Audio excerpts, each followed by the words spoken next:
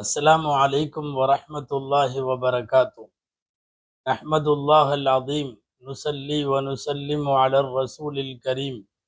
أما بعد، فقد قال الله سبحانه وتعالى في كلامه القديم والفرقان الحميد: أعوذ بالله من الشيطان الرجيم.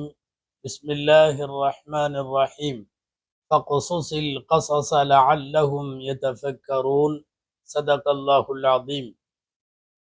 அளவற்ற அருளாளனும் நிகரற்ற அன்புடையோனுமாகிய எல்லாம் வல்ல அல்லாஹுவின் பெயரால் துவங்குகிறேன். அருவிநாயகம் முஹம்மது ரசூலுல்லா ஸல்லல்லாஹு அலைஹி வஸல்லம் அவர்களின் மீதும் நற்பாக்கியங்கள் நிறைந்த அவர்களுடைய உம்மத்தின் மீதும் குறிப்பாக இக்காணொளியில் இணைந்திருக்கிற நம் அனைவர் மீதும் எல்லாம் வல்ல அல்லாஹுவின் நல்லருள் என்றென்றும் நிறைவாக உண்டாவதாக. ஆமீன். அல்லாஹுவின் பேரருளால் இஸ்லாத்தின் வேர்களும் விழுதுகளும் என்கிற இஸ்லாமிய ஆளுமைகளின் வரலாற்று தொடரில் 217வது இந்த தொடரில் நாம் கடந்த வாரம் சன்மார்க்க போராளி, சன்மார்க்க போர்வால் ஷா வலியுல்லா முஹத்திஸ் தெஹ்லவி ரஹ்மத்துல்லாஹி அலைஹி அவர்களை பற்றி பார்த்தோம்.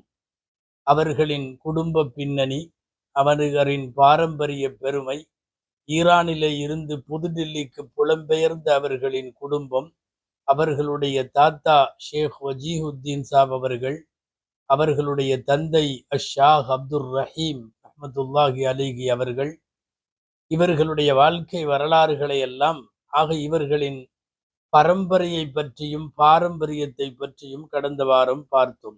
வாருங்கள், ஷா வலியுல்லா முஹத்திஸ் தெஹ்லவி ரஹ்மத்துல்லாஹி அலைஹி வாழ்வின் இரண்டாவது பாகம், அவர்களின் கல்வி, அவர்களின் குடும்பம், அவர்களின் ஹஜ் பயணம் உள்ளிட்ட விஷயங்களை உள்ளடக்கி இந்த வாரத்தினுடைய உரை தொடர் இடம்பெறும். அன்பானவர்களே, 5 வயதிலேயே மதரசாவுக்கு போய்விட்டார்கள் ஷா வலியுல்லா முஹத்திஸ் தெஹ்லவி ரஹ்மத்துல்லாஹி. போனது தன் தந்தையிடம். அன்றைக்கு பிரபலமாக இருந்த அரபு இலக்கணம் குறித்த, இலக்கியம் குறித்த, ஃபிக்ஹ், தப்சீர் போன்ற எல்லா பாடங்களையும் தந்தையிடத்தில் படித்தார்கள். அவர்களின் முதல் உஸ்தாதும் முக்கிய ஆசிரியரும் அவர்களுடைய தந்தைதான். ஒரே ஒரு வருஷத்தில் குர்ஆன் முழுவதையும் மனனம் செய்து முடித்து ஹாஃபிஸ் ஆகிவிட்டார்கள். எல்லாம் ரொம்ப கம்மி வயசுலேயே அத்தனையும் முடிந்து விட்டது. ஒரு 12-13 வயசுக்கு வருகிற போது வயது வருகிற போது எல்லா விதமான அரபு கிதாபுகள் குறித்த ஆற்றலை எல்லாம் அல்லாஹ் அவர்களுக்கு கொடுத்து விட்டான்.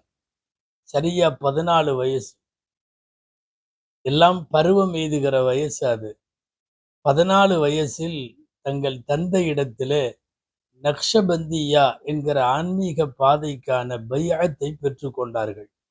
நக்ஷபந்தியா தரீகாவிலே பையத்தாகிவிட்டார்கள். மட்டுமல்ல, கொஞ்ச நாட்களில் அந்த தரீகாவில் குறிப்பிடப்பட்ட அமல்களை செய்து அதே ஆண்டில் தந்தையிடம் ஹிர்கத் பெற்றார்கள். சூஃபியாக்களிடம், இது போன்ற பைஅத்து பெறுபவர்களிடம், ஷேக் முரீதீன்களுக்கு இடையில் ஹிர்கத் பெறுதல் என்பது ஒரு முக்கியமான நிகழ்வு. ஒரு ஷேகாக இருப்பவர் தன் முரீது, தன் சீடர் ஓரளவு பக்குவம் பெற்று விட்டதை அறிந்தால், குறிப்புகளால் உணர்ந்தால், அவர்களுக்கு ஒரு துணியை கொடுத்து தன்னுடைய ஹலீஃபா என்கிற ஒரு அடையாளத்தை, தனது ஹிலாஃபத்தை அவர்களுக்கு கொடுப்பார்கள். இந்த துண்டிற்கு ஹிர்கத் என்று பெயர். ஹிர்கத்தையும் அவர்கள் பெற்றுக்கொண்டார்கள் நக்ஷபந்தியா தரீகாவில். எல்லாம் 14 வயசுக்குள்ளேயே முடிந்து விட்டது. ஏன்னா இவர்களுக்கு வயது 17 இருக்கிற போது தந்தை வஃபாத்தாகி விடுகிறார். வஃபாத்தான தந்தை மட்டுமல்ல, அவர்கள் உஸ்தாதும் அவர்கள்தான், ஷேகும் அவர்கள்தான், வழிநடத்துகிற ஞானியும் அவர்கள்தான். தந்தை இறந்ததற்கு பின்னால் அவர்களுடைய 17வது வயதில் அவர்களே தங்கள் தந்தையை பற்றிய குறிப்புகளில் எழுதியிருக்கிறார்கள். தந்தையினுடைய மக்பராவில் போய் கபர்ல பக்கத்துல முராகபாவிலே அமருவார்களாம். முராகபா, ஆழ்நிலை தியானத்தில் அவர்களின் கபரடக்கத்தில், கபருக்கு பக்கத்தில் அமருவார்கள். அப்போது தந்தையினுடைய கபரில் முராகபா என்கிற தியானத்தில் அமருகிற போது தங்களுக்கு பல்வேறு செய்திகள் இல்ஹாம் என்கிற மன உதிப்புகளாக அவர்களுக்கு தரப்பட்டது என்றெல்லாம் எழுதுகிறார்கள். இடையில வந்துவிட்ட விஷயம், வாருங்கள் அவர்களுடைய 14வது வயது. அதுக்குள்ளாக எல்லா கல்வி எல்லாம் முடிந்து விட்டது. ஷா ஒலியுல்லா முஹத்திஸ் தெஹ்லவி ரஹ்மத்துல்லாஹி அலைஹி சொல்லுகிறார்கள், தந்தைகிட்ட தப்சீர் மாதிரி பாடங்களை ஓதுறப்போ அவங்க என்ன பண்ணுவாங்களாம், அவங்களே சொல்றாங்க, நான் நாளைக்கு நடத்த போற பாடத்தை முதல்லயே பார்த்துருவேன். எந்த ஆயத்துகளை பத்தி நடத்த போறாங்களோ அந்த ஆயத்துகள் இறங்கிய காரணங்கள் என்று சொல்லப்படுகிற சபபு நுசூல் பூரா பார்த்துருவேன். குர்ஆனில் அன்றைக்கு ஓதப்படக்கூடிய வார்த்தைகளின் அர்த்தங்களை, அது சம்பந்தமாக வந்திருக்கக்கூடிய கிராத்துகளை எல்லாத்தையும் பார்த்துருவாங்க. பார்த்துட்டு போய் உட்காருவாங்க. அதற்கு பிறகு இதைவிட மேல் அதிகமாக ஆசிரியரால், தந்தையால் தரப்படுகிற விஷயங்கள் ரொம்ப பிரயோஜனமாக இருக்கும். என்னுடைய பரவலான கல்விக்கு, ஆற்றலுக்கு இந்த பாணி தான் மிக முக்கியமாக இருந்தது என்று அவர்களே தங்களின் கல்வி பயணத்தை பற்றி குறிப்பிடுவார்கள். தந்தையிடம் கல்வி கற்றுக் கொண்டிருந்த அதே காலத்திலேயே அன்றைக்கு அந்த ஊரில் வாழ்ந்த பெரிய மார்க்க அறிஞராக அன்றைக்கு கருதப்பட்ட ஹதீஸ் கலையின் இமாமாக சொல்லப்பட்ட இமாமுல் ஹதீஸ் முகம்மது அப்சல் சியால்கோட்டி அவங்கள்ட்ட போயும் ஹதீஸினுடைய பாடங்களை எல்லாம் அங்கே படித்திருக்கிறார்கள். பாருங்கள், இவர்களின் கல்வி பயணத்தை தாண்டி நாம் அடுத்த விஷயத்திற்கு வர வேண்டும். 14 வயசு ஆயிருக்கு. 14 வயசு முடிஞ்சிருச்சு. 15 தொடக்கம். 15 தொடக்கத்துல பொதுவாக மாணவ பருவம், பால பருவம், சொல்ல போனா சிறுபிராயத்தில இருந்து பருவம் எய்துகிற ஸ்டேஜுக்கு வர்ற நேரம் 15 வயசு. ஆச்சரியம் என்ன தெரியுமா? 15 வயசுல இவங்களுக்கு கல்யாணம் பண்ணி வச்சாங்க. ஷாவுலில்லா முஹத்திஸ் தெஹ்லவி ரஹ்மத்துல்லாஹி அலைஹிக்கு 2 திருமணம், 2 மனைவிமார்கள். முதல் மனைவி வஃபாத்திற்கு பிறகு 2வது மனைவி. இந்த முதல் மனைவியை முதல் கல்யாணம் பையனுக்கு பண்ணும்போது அவர்கள் தகப்பனார் அதை நடத்தி வைத்த போது வயசு அவர்களுக்கு 15. 15 வயசுல கல்யாணமா அப்படின்னு நம்ம யோசிக்கிறோம். அன்பானவர்களே, சூஃபியாக்கள்ல நிறைய பேர்த்துக்கு இப்படி ஒரு கருத்து, ஒரு தாட் உண்டு. இன்றைக்கு அது நடைமுறை சாத்தியம் இல்லை. நாமெல்லாம் பெரும்பாலும் 25, 26, 24 அப்படிங்கிற மாதிரி வந்துட்டோம். பெண்ணுக்கே திருமண வயது 21ங்கிற மாதிரி வந்துட்டோம். ஆண் அதை விட கொஞ்சம் கூடுதலாக இருக்க வேண்டும் என்கிற அடிப்படையில் 25, 26ல கல்யாணம் பண்றோம். ஷாவுலில்லா முஹத்திஸ் தெஹ்லவிக்கு நடந்த இந்த திருமணத்தை வைத்து நாம் இங்கே அந்த சிந்தனையையும் யோசிக்க வேண்டும். சில பேர் சொல்றது என்னன்னா, பருவம் எய்திட்டா கல்யாணம் பண்ணி கொடுத்துடலாம். பையனா இருந்தாலும் சரி, பிள்ளையா இருந்தாலும் சரி. அவன் கல்யாணத்துக்கு அப்புறம் படிக்கிறதுனா படிக்கட்டும், ஓதுறதுனா ஓதட்டும், தொழில் பண்றதுனா தொழில் பண்ணட்டும், தந்தையோடு இருக்கிறனா இருக்கட்டும், எல்லாமே திருமணத்துக்கு பிறகு நடக்கட்டும். எதற்காக அவருக்கு திருமணத்தை அவ்வளவு தூரம் தள்ளி போடணும்? இன்னொன்னு இருக்கிறது. ஒரு மனிதனுக்கு அல்லாஹ் வழங்கி இருக்கக்கூடிய ஆண்மை சக்தி என்பது ஒரு பருவம் எய்தியதற்கு பின்னால் அது வீணாக வேண்டிய தேவையில்லை. அது அல்லாஹ் எதற்காக வேண்டி இப்படிப்பட்டவைகளை உருவாக்கி இருக்கிறானோ அது அதனுடைய இடத்தில் அது சரியாக இருக்க வேண்டும் என்கிற அடிப்படையில் பருவம் ஏதின உடனே கல்யாணம் பண்ணி வச்சிருங்க அப்படிங்கிற கருத்தில் நிறைய சூஃபியாக்கள் இருந்திருக்கிறார்கள். அந்த அடிப்படையில ஷாஹ் அப்துல் ரஹீம் ரஹிமஹுல்லா தங்களுடைய மகனான ஷா வலியுல்லா முஹத்திஸ் தெஹ்லவி ரஹ்மத்துல்லாஹி அவர்களுக்கு அவர்களுடைய சொந்தத்துக்குள்ளேயே பொண்ணு கட்டி வைக்கிறாங்க. இந்த மாதிரி ஷேக் உபைதுல்லா அப்படிங்கிறது ஒன்றும் இல்லை, மாமா பொண்ணு. மாமா தான் ஷேக் உபைதுல்லா. ஷேக் உபைதுல்லா அவங்களுடைய பொண்ணு கட்டுறதுன்னு முடிவாயிருச்சு. அவ்வாறே திருமணம் செய்து வைப்பதாக பேச்சுவார்த்தை முடிஞ்ச உடனே என்ன பண்ணாங்க தெரியுமா? சீக்கிரமா கல்யாணம் பண்ணுங்கன்னாங்க. வயசு 15ல. இப்போ நாமெல்லாம் இன்னும் கொஞ்சம் பெருசாகட்டும் வேணா இப்போ பேசி வச்சுக்குவோம், ஒரு 2-3 வருஷம் கழிச்சு 20 வயசு ஆகிறப்ப கூட பண்ணிக்கலான்னு தானே நம்ம பேசுவோம். அவங்க திருமணம் இந்த பொண்ணு இந்த மாப்பிள்ளைங்கிற மாதிரி பேசி முடிச்ச உடனே வேகமா கல்யாணத்தை வைங்க, 1 மாசத்துக்குள்ள 2 மாசத்துக்குள்ள கல்யாணத்தை வச்சு முடிங்க அப்படின்னு அவசரப்படுத்துறாங்க. அவங்க அவ்வளவு சீக்கிரம் சம்மதிக்கல. யாரு? பொண்ணு வீட்டுக்காரங்க, ஷேக் உபைதுல்லா ரஹ்மகுல்லா அவர்கள். அப்ப அவங்களும் கேட்டாங்க, ஏன் இப்படி அவசரப்படுத்துறீங்க? நான் ஒரு முக்கியமான காரணத்துக்காக அவசரப்படுத்துறேன். அந்த காரணத்தை நான் இப்ப சொல்ல முடியாது. கல்யாணம் முடியிற வரையும் சொல்ல முடியாது. கல்யாணத்துக்கு அப்புறம் தானா அந்த ரகசியம் வெளியே வந்துரும். ரகசியமா நான் அந்த காரணத்துக்காக கேட்கிறேன், நீங்க உடனடியா கல்யாணம் பண்ணி குடுங்கன்னு கேட்டாங்க. சரி வேற வழி இல்ல. எல்லாரும் சேர்ந்து ஒரு வழியா கட்டி குடுத்துட்டாங்க. வயசு 15, கல்யாணம் ஆயிருச்சு. பின்னால ஷவுலில்லா முஹத்தஸ் ஜலீல் ரஹ்மத்துல்லாஹி அலைஹி அவங்களுடைய குடும்பம் சம்பந்தமான விஷயங்களை எல்லாம் எழுதுறப்பவும் சரி, அல் கவுலுல் ஜமீல்னு சொல்லி அவங்களுடைய கிதாப்லயும் சரி அந்த செய்தி எழுதுறாங்க. நல்ல வேளை அந்த தந்தை அப்போ முடிவெடுத்து எனக்கு 15 வயசுல பண்ணி வச்சிருந்தாரு. ஒருவேளை அந்த வயசுல எனக்கு கல்யாணம் நடக்கலைன்னா, என் கல்யாணம் நடக்காமையே வெகுகாலம் தள்ளி போயிருக்கும் என்பதை நான் தாமதமாக புரிந்து கொண்டேன். இல்லன்னா ரொம்ப சிக்கலா இருக்கும் என்னோட திருமணம் என்று அவர்களே எழுதியிருக்கிறார்கள். சரி ஷாவுலில் அஹமது ஜேலிவி அவர்களுக்கு கரெக்டா சொல்லப்போனா 14 தான் முடியுது. 15 கூட அல்ல. கல்யாணம் முடிஞ்சிருச்சு. அந்த ரகசியம் என்னன்னு கல்யாணம் முடிஞ்சு சரியா 2 வருஷத்துல ரகசியம் வெளிப்பட்டது. என்னன்னா, பொண்ணுடைய தாய் அந்த 2 வருஷத்துல பொண்ணுடைய தாய் மவுத்து. அதுக்கப்புறம் பொண்ணுடைய தாய் வழி தாத்தா. அதாவது பொண்ணுடைய அம்மாவுடைய தகப்பனார். அவரும் மவுத்து. பஹ்ரே ஆலம்னு சொல்லி இவங்களுடைய மாமா மகன். அப்படின்னா பொண்ணோடு உடன் பிறந்தவர்கள். அவங்களும் மவுத்து. இதெல்லாம் போக கடைசியா ஷவுலில்லா முஹத்தஸ் தெஹ்லவியினுடைய தந்தை கல்யாணம் பண்ணி வச்சார் இல்லையா? ஷா அப்துல் ரஹீம் ரஹிமஹுல்லா அவரும் மவுத்து. ஒரே குடும்பத்துல மிகப்பெரிய தூண்களைப் போல இருந்த 4 பேருமே அந்த 2 ஆண்டுகளுக்குள்ளாக மவுத்தாகிறார்கள். ஒருத்தர் 6 மாசத்துல, ஒருத்தர் 1 வருஷத்துல இப்படியெல்லாம். இந்த 4 மரணங்கள் குறித்து அவர்களுக்கு அல்லாஹ்வின் புறத்திலிருந்து என்ன செய்தி இருந்ததோ தெரியாது. பொதுவா மரணத்தினுடைய தேதியெல்லாம் சொல்ல முடியாதுன்னாலும், அல்லாஹுவுக்கும் அவர்களுக்கும் உள்ள தொடர்பு வேறு. மிகப்பெரிய சூஃபி வேறு அவர்கள். ஷா அப்துல் ரஹீம் ரஹிமஹுல்லா, நான் உங்களிடத்தில் இப்போது சொல்ல முடியாத ஒரு காரணத்திற்காக சொல்லுகிறேன். உடனடியாக 1 மாத 2 மாத காலத்திற்குள் திருமணம் செய்து வைக்க வேண்டும் என்று திருமணம் செய்து வைக்கப்பட்டது. ஆக 15 வயதில் அவர் எல்லாரும் அந்த டைம்ல மாணவர் என்கிற தகுதியில இருப்பார்கள். வாலிபர் என்று கூட அந்த வயசை சொல்ல மாட்டார்கள். ஆனால் இவர் கணவர் என்கிற அந்தஸ்துக்கு வந்து விட்டார்கள். அந்த பெண்ணை ஷேக் உபைதுல்லா அவர்களுடைய பெண்ணை திருமணம் செய்து வாழுகிற போது அல்லாஹு ஜல்ல ஷானுஹு தஆலா 2 பெண் குழந்தை கொடுத்தான். ஒண்ணு சாலிஹா, இன்னொன்னு அமத்துல் அசீஸ் அப்படின்னு பேரு. அப்புறம் ஒரு குழந்தை அதுக்கு முஹம்மது அப்படின்னு பேரு. அல்லாஹு ஜல்ல ஷானுஹு தஆலா இந்த 3 பேத்த முதல் மனைவிட்ட கொடுத்தான். குடும்பத்தை பத்தியே இன்னும் கொஞ்சம் விஷயங்கள் பார்த்திடலாம். கொஞ்ச நாள் கழிச்சு அந்த முந்திய மனைவி அவர்களும் வஃபாத். பார்க்க போனா அந்த குடும்பத்துல எல்லாருமே சீக்கிரமாகவே மரணிப்பதாக தெரிகிறது. இப்பதான் பார்த்தோம். அவங்களுடைய தாய், அவங்களுடைய தாயுடைய தந்தை, அவங்களுடைய சகோதரர், கடைசியில இவங்களும் மவுத்து.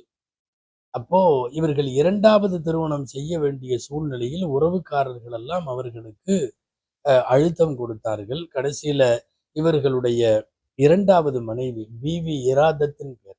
இந்த பிவி சையத் சனாஉல்லா ரஹ்மத்துல்லாஹி அலைஹி அவங்களுடைய மகள். டெல்லிக்கு பக்கத்துல ஒரு வெஸ்ட்ல ஒரு 40 கிலோமீட்டர் தூரத்துல சோனிபட் அப்படின்னு ஒரு ஊரு.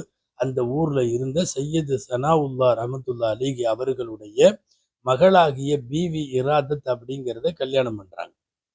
அல்லாஹ் கல்யாணம் பண்ணும்போது அவர்கள் வழியாக 4 ஆண் மக்கள், ஒரு பெண் குழந்தை. இதுவெல்லாம் அல்லாஹ் பாக்கியமாக கொடுத்தான்.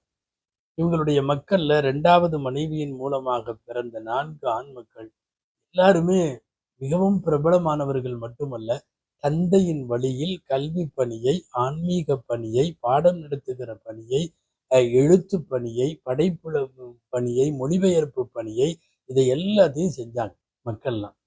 பொதுவா ஒரு பாரம்பரியமான குடும்பத்துல அல்லாஹ் மார்க்க சேவைக்கென்று யாரையாவது தேர்ந்தெடுக்கிறப்போ, சில குடும்பங்களுக்கு அந்த தௌஃபீக குடுத்துருவான் அல்லாஹ். என்ன தெரியுமா? அவங்களுடைய மக்கள் எல்லாம் அப்படியே சன்மார்க்க ஊழியர்களாக வரிசையாக வந்துருவாங்க.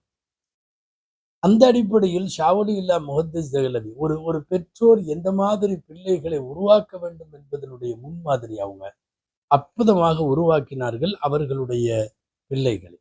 4 ஆண் மக்கள் அவர்களை பற்றி சொல்லியே ஆக வேண்டும். மற்ற பெண் மக்களை பற்றிய நீண்ட குறிப்புகள் வரலாற்றிலே கிடைப்பதில்லை. ஏதோ ஒரு குடும்பத்தில் அப்படியே ஒரு குடும்பத்தின் பெண்மணியாக இருந்து உள்ளுக்குள்ளே முடங்கி விட்டதால் அது வெளியே வரவில்லையே என்னவோ. இந்த 4 ஆண் மக்களை பற்றி நிறைய வந்திருக்கிறது. அதுல முதல் இது இவர்களுக்கு இல்மின் வாரிசு என்று சொல்லலாம் ஷா அப்துல் அசீஸ் தெஹ்லவி ரஹ்மத்துல்லாஹி அலைஹி. இவங்க தான் மூத்த பையன். மூத்த பையன்னு சொல்ல முடியாது, 4 பசங்கள்ல கிட்டத்தட்ட கடைசியா வஃபாத் ஆகிறதும் இவர் தான். அதாவது அக்பருஹும் சின்னன் ஆகிருஹும் வஃபாத்தன். வயசுல இவர் தான் எல்லாத்துக்கும் பெரியவர். ஆனா வஃபாத் ஆனது எல்லாத்துக்கும் கடைசியில. பொதுவா சில குடும்பங்கள்ல அப்படி நடக்கும். எல்லாரும் வந்து மூத்த அண்ணன், அதுக்கப்புறம் 2வது அண்ணன், 3வது அண்ணன், 4வது அண்ணன், இப்படி ஸ்டெப்பா மௌத்தாகும்னு எதிர்பார்ப்போம். திடீர்னு வந்து கணக்கு வேற மாதிரி ஆரம்பிச்சிடும். மூத்த அண்ணன் எல்லாத்துக்கும் போனதுக்கு பிறகு கடைசியா தான் வஃபாத் ஆயிருக்கார். அப்துல் அசீஸ் தெஹ்லவி ரஹ்மத்துல்லாஹி அலைஹி. இவங்களும் கல்வி பணியில அவர்களுடைய காலத்தில் கோலோச்சிய காரணத்தால் இவர்களுக்கு சிராஜுல் ஹிந்த் என்ற ஒரு பட்டம் உண்டு. இந்தியாவினுடைய திருவிளக்கு. சிராஜுல் ஹிந்துன்னு அவங்களுக்கு பட்டப்பேர் உண்டு. சாதாரணமானவர்கள் அல்ல, இவர்களும் நிறைய கல்வி பணி. இவர்களின் பெயர் சொல்லும் தப்சீர் அசீசி, அப்துல் அசீஸ் தெஹ்லவி அவர்கள் எழுதிய தப்சீர் அசீசி ரொம்ப பிரபலம். அன்றைக்கும் சரி, ஃபத்தாவா அசீசியா என்று இவர்கள் வழங்கிய ஃபத்வாக்கள், இவர்கள் தொகுத்த ஃபத்வாக்கள், இவர்களுடைய எழுத்தில் வெளிவந்த ஃபத்வாக்கள் ஃபத்தாவா அசீசியா ரொம்ப ஃபேமஸ். அவர் போனதற்கு பின்னாலும் இன்றைக்கு வரையும் பெயர் சொல்லுகிற அளவுக்கு நின்றிருக்கக்கூடிய அவர்களுடைய கிதாப்ல ஒண்ணு புஸ்தானுல் முஹத்திதீன், ஹதீஸ் கலை வல்லுநர்களின் பூங்கா என்றதற்கு பெயர் சொல்லலாம். அது ஒரு கிதாப். சிர்ரு ஷஹாதத்தைன், ஷஹாதத்தினுடைய ரகசியம் என்று சொல்லி அவர்கள் எழுதிய கிதாபு. இதுவெல்லாம் அவர்கள் போனதற்கு பிறகும் பெயர் சொல்லுகிற நீண்ட நாள் உயிரோடு வாழ்ந்த மூத்த மகன் அப்துல் அசீஸ் தெஹ்லவி. ஷாவுலி முஹத்திஸ் அலி ரஹ்மத்துல்லாஹி அலைஹி அவர்களுடைய 2வது மகன் ஷாஹ் ரஃபியுத்தீன் ரஹ்மத்துல்லாஹி. இவர்களும் அதே கல்விக்கு அதே பாடம் நடத்துவதற்கு இவர்கள் வாரிசுகளாக இருந்தார்கள். தமுல் பாத்தில்னு சொல்லி அன்றைக்கு இருந்த வடிகட்ட கொள்கைகளை எதிர்த்து இவர்கள் எழுதிய அந்த எழுத்தோவியம் ரொம்ப பெரிய தாக்கத்தை உலகத்தில் ஏற்படுத்தியது. அஸ்ராருல் மஹப்பத் என்று சொல்லி இறைநேசத்தினுடைய ரகசியங்கள் எழுதிய அவருடைய நூல் சூஃபியாக்கள்கிட்ட மட்டுமல்ல, பரவலாக அன்றைக்கு வாசிக்கப்பட்ட ஒரு செய்தி. இலக்கண இலக்கியங்களிலும் ரொம்ப புலமை. எல்லாம் சாதாரணமா ஃபிக்ஹ் அது இதுன்னு கிதாப் எழுதுவாங்க. சில துறை சார்ந்த கிதாபுகள்ல நிபுணத்துவம் இருந்தா தான் ஆழமா சில இலக்கியங்களை தொட முடியும். உரூது கவாஃபி என்று சொல்லக்கூடிய ஒரு ஃபன் இருக்கிறது. உலமாக்களுக்கு தெரியும். நம்ம செய்யுள்ள இதுல இலக்கியங்கள்ல எல்லாம் யாப்பிலக்கணம், இந்த வெண்பா சம்பந்தப்பட்ட அந்த இலக்கண வகைகள்ல அரபியில அதுக்கு பேரு அல் உரூது வல் கவாஃபின்னு பேரு. அவங்க அதுல ஒரு ரிசாலாவை தொகுத்தார்கள் ஷா ரஃபியுத்தீன் ரஹ்மத்துல்லாஹி அலைஹி. உரூது கவாஃபி இன்றைக்கும் சில அரபிக் கல்லூரிகளில் பாடத்தில் உண்டு. வேலூர் பாக்கியாத்து சாலிஹாத்தில் எங்களுக்கெல்லாம் அது ஓதி தரப்பட்டது. அப்போ உரூது கவாஃபியினுடைய ஃபன்னு அது முக்கியமான, ஆழமான, ஓரளவு துறை சார்ந்த ஞானமுடையவர்கள் கை வைக்கிற துறை அது. அதிலெல்லாம் கிதாப் எழுதினார்கள் ஷா ரஃபியுத்தீன் ரஹ்மத்துல்லாஹி. உருதுவுக்கு தர்ஜுமத்துல் குர்ஆன் எழுதி காலம் உள்ளளவும் தங்கள் பெயரில் நினைக்குமாறு. ஏன்னா அவங்க தகப்பனார் தர்ஜுமா பண்ணது ஃபார்சியில.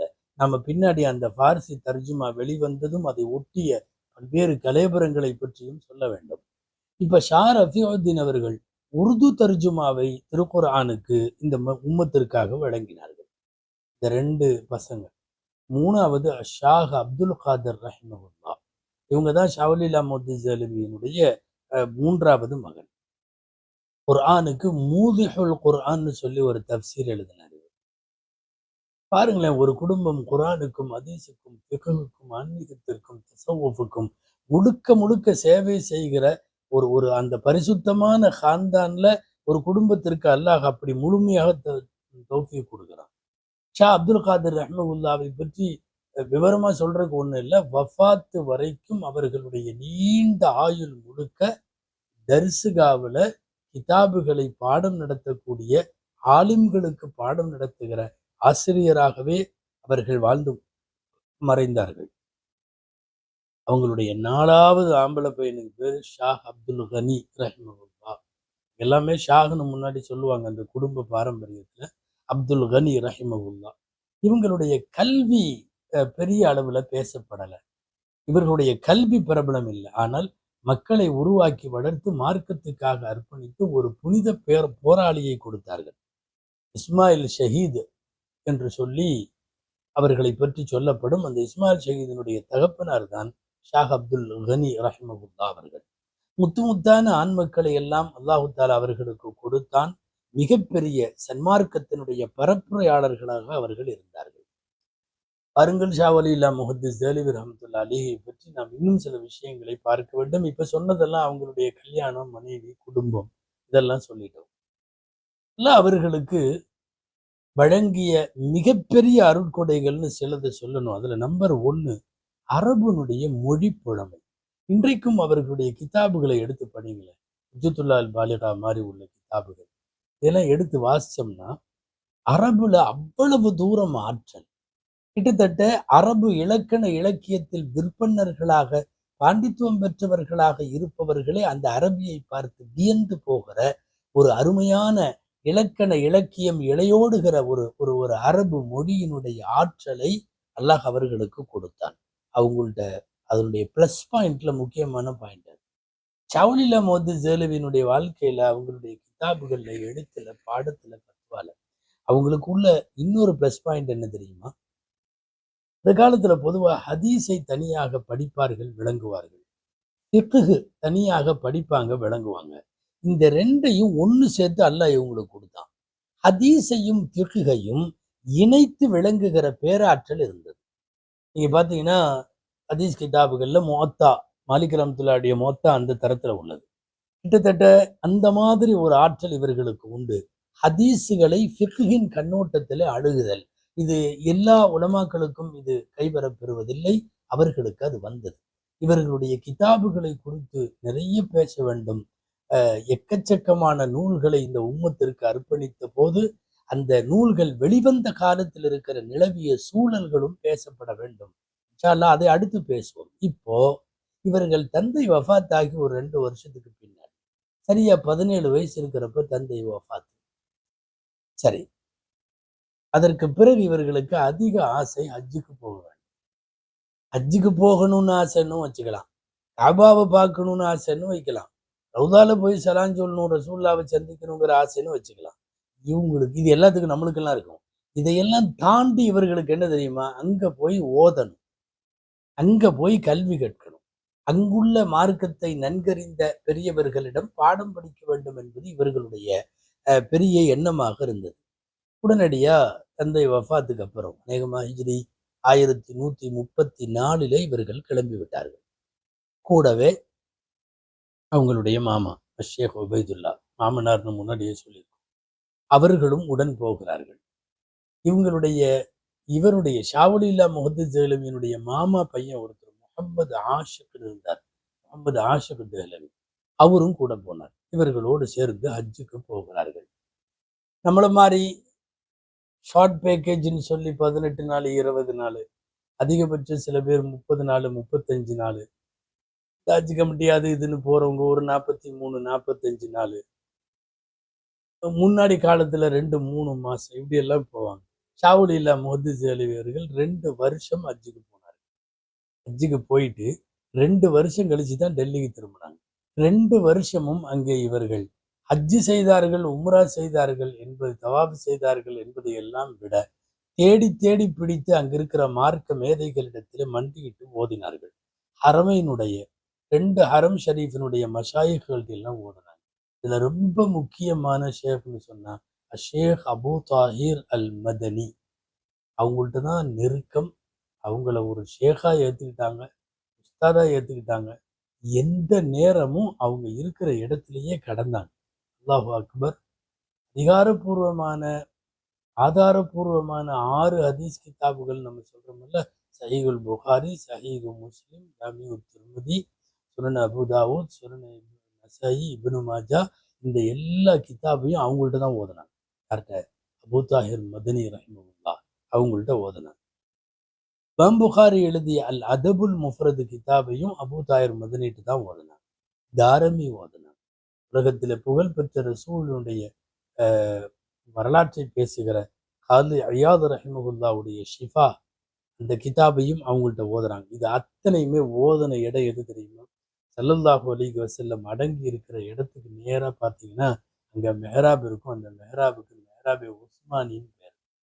மெஹராபே உஸ்மானியில உட்கார்ந்துக்கிட்டு ரசூலுடைய கபரை பார்த்து கொண்டே அவர்கள் ஓதக்கூடிய சூழ்நிலை.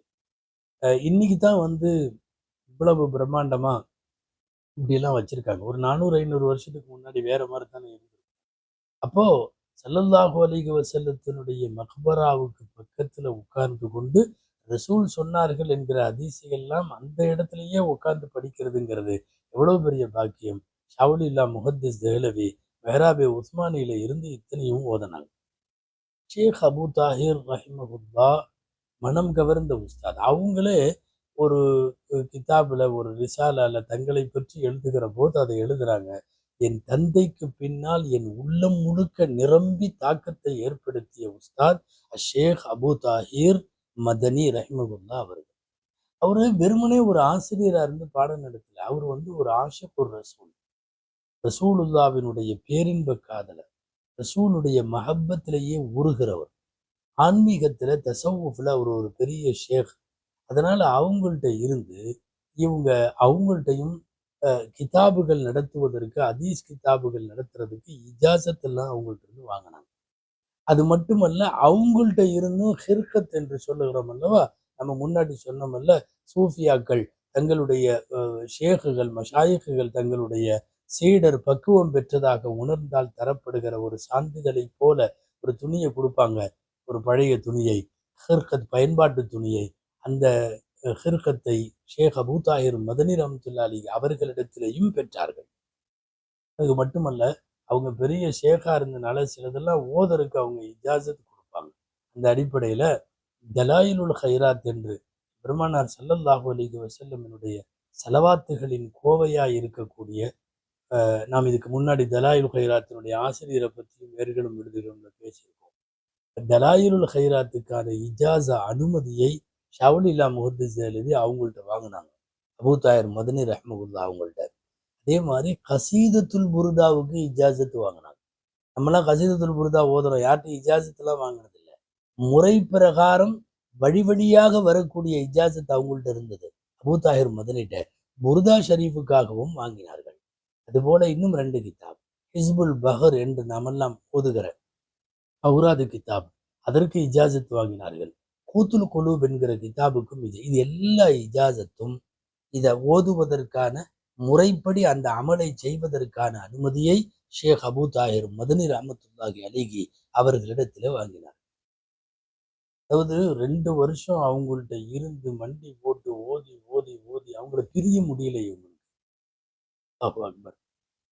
கடைசியில கண்ணீரோட பிரிஞ்சு வர்றதை பத்தி கவிதை எழுதுனாங்க ஒரு 2 வரியில. ஷேக் அபூ தாஹிர் மதனி ரஹ்மத்துல்லாஹி அலைஹி அவங்களுக்கும் இப்படி ஒரு திறமையான ஆன்மீகத்தில் அதிக நாட்டமுடைய மாணவரை பிரியறதுக்கு அவங்களுக்கும் பிரியம் இல்லை. அவங்க 2 வரி பதில் கவிதை எழுதினாங்க. இந்த கவிதைகளும் இதனுடைய உள்ளடக்கத்தை எல்லாம் நிறைய கிதாபுகள்ல எழுதியிருக்காங்க.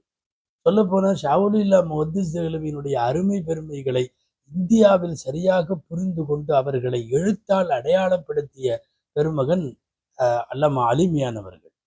அபுல் ஹசன் அலி நத்வி அலைஹிர் ரஹ்மான் அவர்கள். அபுல் ஹசன் அலி நத்வி ரஹ்மத்துல்லாஹி அலைஹி அவங்க வந்து ஷாவுலில்லா முஹத்திஸ் தெஹ்லவி பற்றி தாரீஹே தாவத் வ அஸீமத்துன்னு சொல்லி அவர்கள் எழுதிய நூல். அந்த நூல்ல ஷாவுலில்லா முஹத்திஸ் தெஹ்லவிக்கும் அபூ தாஹிர் மதனி ரஹ்மத்துல்லாஹி அலைஹிக்கும் இடையிலே நடைபெற்ற அந்த கடிதம் மற்றும் கவிதை எல்லாத்தையுமே எழுதியிருக்கிறாங்க. சேவியர்ஸ் ஆஃப் இஸ்லாமிக் ஸ்பிரிட் அப்படின்னு சொல்லி அந்த தாவத் வ அஸீமத்து மொழிபெயர்க்கப்பட்டிருக்கிறது ஆங்கிலத்தில். அபுல் ஹசன் அலி நத்வி இவர்களை பற்றி பெருமையாக எழுதுகிறார்கள். அபுல் ஹசன் அலி நத்வியினுடைய அந்த கிதாப் வந்து தாவத் வ அஸீமத்து மாதிரி அந்த ஸ்பிரிட்ஸை பற்றி எழுதின Islamic spirits Umar ibn Abdul Azeez ரஹ்மத்துல்லாஹி அலைஹி காலம் தொட்டு ஷாவுலில்லா முஹத்திஸ் தெஹ்லவி வரையும் ஏறத்தாழ 12 நூற்றாண்டு மார்க்க மேதைகளை பற்றி தொகுத்த தொகுப்புன்னு அதை சொல்லலாம்.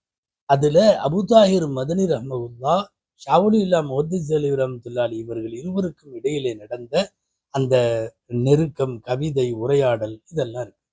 2 வருஷம் முடிஞ்சிருச்சு. மக்கால இருந்து திரும்பிட்டாங்க. மக்காவில் அவர்களுக்கு கிடைத்த செய்திகள் நிறைய நிறைய. டெல்லிக்கு திரும்புற வழியில தான் தகவல் கேள்விப்படுறாங்க, அம்மா வஃபாத் ஆயிட்டாங்க. இப்ப மாதிரி ஃப்ளைட்டு பிடிச்செல்லாம் வர முடியாது. அவர்கள் வர வேண்டும். படிப்படியாக நாட்கள் எடுக்கிற மாதக்கணக்கிலான பிரயாணம். தாய் வஃபாத்தாகி விட்டார்கள் என்கிற செய்தி ஹஜ்ஜிலிருந்து ரிட்டர்ன் வரும்போது தான் கிடைக்குது. சரி, இவங்களுக்கு ஹஜ்ஜில், தவாஃபில், ரவுதாவில் இங்கெல்லாம் இவர்களுடைய நிறைய அனுபவங்கள், ஹஜ்ஜினுடைய தஜாருபுகள் அப்படிங்கிறது ஷாவுலில்லா மோதி ஜெயலலிட்ட படித்தா தான் அது ஈரம் சொட்ட சொட்ட இருக்கும். அவங்களே எழுதின கிதாபு ஃபுயூதுல் ஹரமைன், 2 ஹரமைனுடைய ஃபைலுகள். அந்த ஃபுயூதுல் ஹரமைன் கிதாபை எடுத்து பார்த்தோம்னா ஷாவுலில்லா மோதி ஜெயலவி ரஹ்மத்துல்லாஹி அவர்கள் அங்கே அவர்களுக்கு கிடைத்த செய்திகள் நிறைய எழுதுறாங்க. காபத்துல்லாவுக்கு முன்னாடி போய் முராகபா உட்காந்துக்குவாங்க. எங்க தெரியுமா? ருக்குனை யமானிக்கும் ருக்குனை அஸ்வதுக்கும், ஹஜருல் அஸ்வதுக்கும் அதுக்கு முந்தைய மூளைக்கு இடையில நடுவுல உட்காந்துக்குவாங்க. கரெக்டா சொல்றதுன்னா, நாமெல்லாம் தவாஃப்ல ரப்பனா ஆத்தினா ஓதுவோம்ல, அந்த இடம். அங்க உட்கார்ந்து முராகபால உட்காருவாங்க. கண்ணை மூடி ஆழ்நிலை தியானத்தில் அமருகிற போது ஏராளமான ஞானங்களை அல்லாஹ் அந்த இடத்துல வைத்து வழங்கினான் என்று எழுதுகிறார்கள். இதே போலத்தான் அதே ஃபுயூதுல் ஹரமைன்லயே இருக்குது. ரசூலுடைய ரவுலாவிலும் பல நேரம் அப்படி அமர்ந்திருக்கிறார்கள். இல்ஹாமாத்துகள் என்று சொல்லக்கூடிய மன உதிப்புகள் நிறைய அங்கே ஏற்பட்டதாக அவர்கள் எழுதுகிறார்கள். ஃபுயூதுல் ஹரமைன்ல இவர்களுடைய ஹஜ்ஜு சார்ந்த செய்திகளை படிக்கிறப்போ கிடைக்கக்கூடிய ஆச்சரியங்கள் என்னன்னா, நபி ஸல்லல்லாஹு அலைஹி வஸல்லத்தை 1, 2 முறைகள் அல்ல, பல முறை கனவிலே பார்த்திருக்கிறார்கள். கனவுல முகம் மட்டும் பார்க்கிறது வேற, ஸல்லல்லாஹு அலைஹி வஸல்லமோடு உரையாடி இருக்கிறார்கள். இதுல வேற கனவுகள் அது இதெல்லாம் வந்திருக்கு. ஆனா ஷாவுலில்லா மோதி ஜெயலவி ரஹ்மத்துல்லாஹி அவர்கள் இந்த ரசூலுல்லாவை கனவுல பார்த்ததை மட்டும் தேதி வாரியா போட்டு, இத்தனாவது பெற இன்ன கிழமை ஸல்லல்லாஹு அலைஹி வஸல்லத்தை பார்த்தேன். கொஞ்ச நாள் கழிச்சு திரும்ப இதை பூராமே எழுதி வச்சிருக்கிறாங்க. இது என்னமோ தெரியல, ஸல்லல்லாஹு அலைஹி வஸல்லமை பார்த்ததை மாத்திரம் தேதி வாரியாய், பிறை வாரியாய் அப்படி குறிப்பு வைத்திருப்பதை பார்க்கிறோம். ஹரமைன்ல மக்காவிலையும் சரி, மதீனாவிலையும் சரி, யார் யாரெல்லாம் உலமாக்கள் இருக்கிறார்களோ அவர்களெல்லாம் சத்தியத்தில் இருக்கக்கூடிய உலமாக்களை தெரிந்து, அவர் சரியான பாதையில இருக்கக்கூடிய உலமாக்களை தெரிந்து, மூத்த முதியவர்களிடம் அங்கே கல்வி பெற்ற அனுபவம் எல்லாம் நிறைய இருக்கிறது. ஹதரத் ஹசன் ஹுசைன் ரதியல்லாஹு அன்ஹுமா இவர்களை எல்லாம் கனவிலே பார்த்திருக்கிறார்கள். ஹசன் ரதியல்லாஹு தஆலா அன்ஹு ஒரு பேனாவை கையில வச்சுட்டு ஷாவுலில்லா மோதி ஜெயலலிதாவுடைய கனவுல பேனாவை கொடுக்கறதுக்கு வந்தாங்க. ஷாவுலில்லா மோதி ஜெயலவி அதை வாங்கிறதுக்காக கையெடுக்கிறாங்க. இல்ல, பேனாவினுடைய முனை கொஞ்சம் மழுங்கி இருக்குது, இது மழுங்கின முனையை ஹுசைன் சரி செஞ்சு தரட்டும் அப்படின்னு சொல்லி ஹுசைன் ரதியல்லாஹு கையில அந்த கட்ட பேனா அந்த காலத்துல இருக்கிற மாதிரி அவர் அந்த முனையை மீண்டும் சரி செய்து ஹுசைன் ரதியல்லாஹு தங்கள் கையால் ஷாவுலில்லா மோதி ஜெயலவி ரஹ்மத்துல்லாஹி அலைஹிக்கு கனவிலே பேனாவை வழங்கியதை வைத்து தான் ஆற்ற வேண்டிய எழுத்து பணிகளை குறித்த அல்லாஹுவினுடைய தூண்டுதலாய் அகலபைத்துகள் என்கிற ரசூலுல்லாஹ்வினுடைய குடும்பத்தினருடைய நல் வாழ்த்தாய் தாங்கள் இந்த கனவை பார்ப்பதாக அவர்கள் எழுதியிருந்தார்கள். இவங்க இது மட்டுமல்ல, இந்த இந்த இந்த மாதிரி இவர்களுக்கு கிடைத்த எக்கச்சக்கமான செய்திகள். அன்ஃபாசுல் ஆரிஃபின் நம்ம போன தொடர்லையும் சொன்னோம். அன்ஃபாசுல் ஆரிஃபின் எடுத்து பார்த்தா இவங்க மக்காவில் இந்த தவஜ்ஜுஹ்னு சொல்றாங்கல்ல, முராகபால இவங்க உட்கார்ந்தப்ப இவங்களுக்கு ஏற்பட்ட இல்ஹாம், இதை எல்லாத்தையுமே அங்கே எழுதியிருக்கிறாங்க. இங்கே அபூ தாஹிர் மதனி ரஹ்மத்துல்லாஹி அலைஹி அவர்கள் மதீனாவிலே கிடைத்ததைப் போலவே மக்காவில் அல்லாமா வஃதுல்லா மக்கி ரஹிமஹுல்லா அவர்களும், தாஜுத்தீன் அல் மக்கி ரஹிமஹுல்லா அவர்களும் இவங்கெல்லாம் அங்கே இருந்தாங்க. அங்க உஸ்தாதா போய் இவங்க ஏத்துக்கிட்டு ஷாவுலில்லா மோதி ஜெயலவி அவங்கள்ட்ட எல்லாம் உட்கார்ந்து படிச்சாங்க. நுசுஹத்துல் ஹவாத்திர்ல ஷாவுலில்லா மோதி ஜெயலவியை பற்றி குறிப்புகள் எழுதுகிற போது இந்தந்த உஸ்தாத்மார்கள்ட்ட அவங்க ஓதன கிதாபுகளுடைய டீட்டெயில் பூரா தரப்பட்டிருக்கிறது. அன்பானவர்களே, நம்பினால் நம்பலாம், நம்பாவிட்டால் போகலாம். ஷாவுலில்லா மோதி ஜெயலவி ரஹ்மத்துல்லாஹி அலைஹி தங்களுடைய அன்ஃபாசுல் ஆரிஃபின்லையும் சரி, ஃபுயூதுல் ஹரமைன்லையும் சரி, மக்காவிலே இவர்கள் இருந்தபோது எழுதிய செய்திகளில் ஒன்று என்ன தெரியுமா? ஸல்லல்லாஹு அலைஹி வஸல்லத்துக்கு ரபியுல் அவ்வல் 12 அன்று ரசூலுல்லாஹ்வினுடைய பிறப்பை ஒட்டி நிகழ்ச்சி நடந்தது, அதிலே நான் கலந்து கொண்டேன் என்று குறித்து தருகிறார்கள்.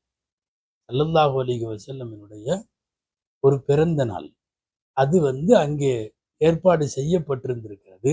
இது ஏதோ ஒரு மஜ்லிஸ். அந்த மஜ்லிஸில் எக்கச்சக்கமான பேர் ரசூலுல்லாஹ்வின் மீது ஸலவாத் ஓதுகிற மஜ்லிஸ் அது. அதில் கலந்து கொண்டதை அவர்கள் தங்களுடைய குறிப்புகளிலே எழுதுகிறார்கள்.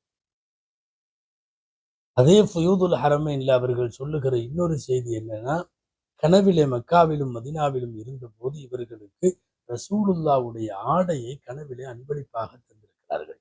அந்த ஆடையினுடைய வண்ணங்களை எல்லாம் கூட எழுதியிருக்கிறார்கள்.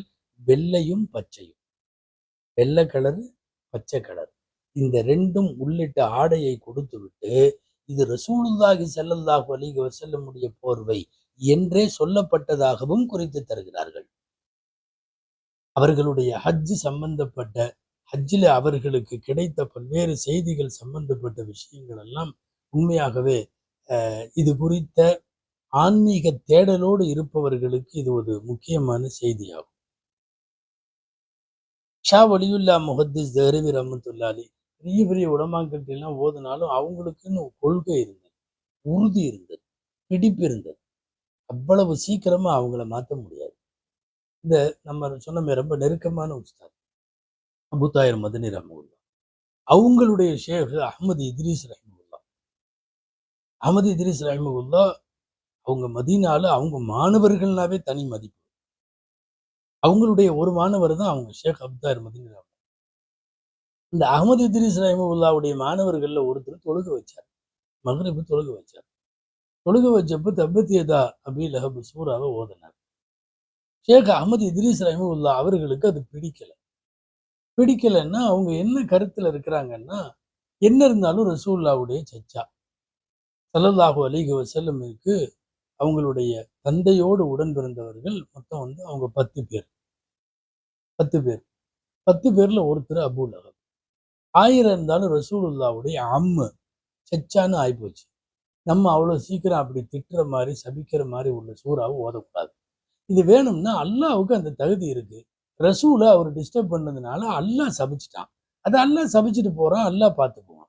நம்ம இருக்கிறவங்க நம்ம வாயில எல்லாம் தப்பத்தி ஏதாவது ஓதக்கூடாதுங்கிற கான்செப்ட்ல அவர் உள்ளவர் ஷேக் அஹ்மது இத்ரீஸ் ரஹ்மத்துல்லாஹ். இங்கே நான் இன்னொரு விஷயமும் சொல்லிடுறேன். இன்னைக்கு வரைக்கும் ஷியாக்கள் இந்த கருத்துல உள்ளவங்க. தப்பத்தி ஏதாவது தொழுகைகள்ல ஓதக்கூடாதுங்கிற மாதிரி. சரி, இந்த ஷேக் ஷாவுலிலா முஹத்திஸ் ஜெயலி ரஹ்மத்துல்லாஹி இந்த கருத்தை கடுமையா எதிர்க்கிறவங்க. இந்த பெரிய ஷேக், பெரிய உஸ்தாது, அதனால அவங்க சொல்றபடி இருந்துருவோம், நம்ம கருத்தை அப்படியெல்லாம் கொள்கையில சமரசம் செய்ய மாட்டார்கள். அது அது ஒரு விதமான ஒரு சண்டமாருதம் அவர்கள்ட்ட இருந்தது. என்ன தெரியுமா பண்ணாங்க? சொன்னாங்க, சரிதான், மக்ரிப் தொழுகையில தப்பத் யதா அபீ லஹப் ஓதுனது சரிதான், ஓதலாம். ஏன் தப்பத் யதா அபீ லஹப் ஓதலாம்? நீங்க இது அபூ லஹப திட்டுறதாக பார்க்கிற பார்வை ஒன்று இருக்குது. இன்னொன்னு இருக்குது, இது எங்கள் நாயகத்தினுடைய பெருமை. அபூ லஹப திட்டுறாங்கிறதுக்காக நாங்க ஓதல. அபூ லஹப் மேல உள்ள கோபத்துல யாரும் தக்பீர் கட்டல. என்னன்னா, அன்னலாரை திட்டிய ஒருவரை திரும்ப திட்டுகிற பதில் பொறுப்பை அல்லாஹ் ஏற்றுக்கொண்டான் என்றால் எங்கள் நாயகம் எவ்வளவு உயர்ந்தவர்கள். காஃபிர்களே, நீங்கள் வணங்குவதை நாங்கள் வணங்க மாட்டேன் அப்படின்னு வர்றப்போ என்ன சொல்றான் அல்லாஹ்? குல் யா ஐயுஹல் காஃபிர், நபியே சொல்லுங்கள். குல் ஹுவல்லாஹு அஹத், நபியே சொல்லுங்கள் அல்லாஹ் ஒருவன். குல் அஊது பிரப், நபியே சொல்லுங்கள் நான் பாதுகாப்பு. குல் அஊது பிரப்பின். இந்த முன்னாடி பின்னாடி பூரா குல் சூரா வருது. நடுவுல தப்பத்தியதா குல் தப்பத்தியதா அபீ லஹப் இல்ல. என்ன நீ திட்டுறையா? நபியே சொல்லுங்க, உன் கை நாசமாகட்டும். அப்படி அல்லாஹ் அந்த பேட்டர்ன்ல கொண்டு வரல. வர்றது என்ன ஃபார்மேட்ல வருது தெரியுமா? கை நாசமாகட்டும்னு சொல்ற பொறுப்பை அல்லாவே ஏத்துக்கிட்டான். எனவே இது ரசூலின் பெருமையாக பார்த்து ஓதப்பட வேண்டும். இது அபூ லஹபை திட்டுகிற பார்வையில ஓதப்படுறது இல்லை. அதனால ஓத வேணாங்கிற கருத்து அது யார் சொன்னாலும் சரி, ஷியாக்களா இருந்தாலும் சரி, மற்றவங்களா இருந்தாலும் சரி, இந்த கருத்து தவறானது என்ற கொள்கை உடையவர்கள் ஷா வலியுல்லா முஹத்திஸ் தேலவி ரஹ்மத்துல்லாஹி அலைஹி அவர்கள். சொல்லிக்கிட்டே போலாம். இவர்களுடைய ஹஜ் பிரயாணத்தில் இவர்களின் வழியாக இந்த உம்மத்திற்கு கிடைத்த செய்திகள் அன்பானவர்களே மிகவும் நீண்டுவிடக்கூடாது, இன்னமும் இருக்கிறது. ஒரு மிகப்பெரிய மகானுடைய வாழ்க்கை வரலாற்றை கொஞ்சம் நீண்டாலும் பரவாயில்லை, பாடம் இருக்கிற போது அதை நாம் அடுத்தடுத்து பார்ப்போம். எழுதிய கிதாபுகள், இந்த உம்மத்திற்கு அவர்கள் செய்த பெரிய அருட்கொடை என்ன? சூஃபித்துவம் குறித்த இவர்களுடைய உண்மையான பார்வை என்ன? இவர்கள் வாழ்ந்த காலத்தில் ரொம்ப வேகமாக இருந்த ஷியாக்கள் குறித்து இவர்கள் பார்வை என்ன? இந்த 3 ரொம்ப முக்கியம். இன்ஷா அல்லாஹ் அடுத்த தொடரிலே அதை பார்ப்போம். அல்லாஹு ஜல்ல ஷானுஹு தஆலா நம்முடைய இந்திய மண்ணில் மகத்தான மார்க்க பணியாற்றிய ஷாவலியுல்லா முஹத்திஸ் ஜெஹ்லவி ரஹ்மத்துல்லாஹி அலைஹி அவர்களை அல்லாஹ் அவர்களுக்கு பிரியமான நல்லோர்களோடு நாதாக்களோடு ஜன்னத்துல் அல்லாஹ் இடம்பெறச் செய்வானாக. ஆமீன். வாஹிர் தஅவானா அனில் ஹம்துலில்லாஹி ரப்பில் ஆலமீன். அஸ்ஸலாமு அலைக்கும் வரஹ்மத்துல்லாஹி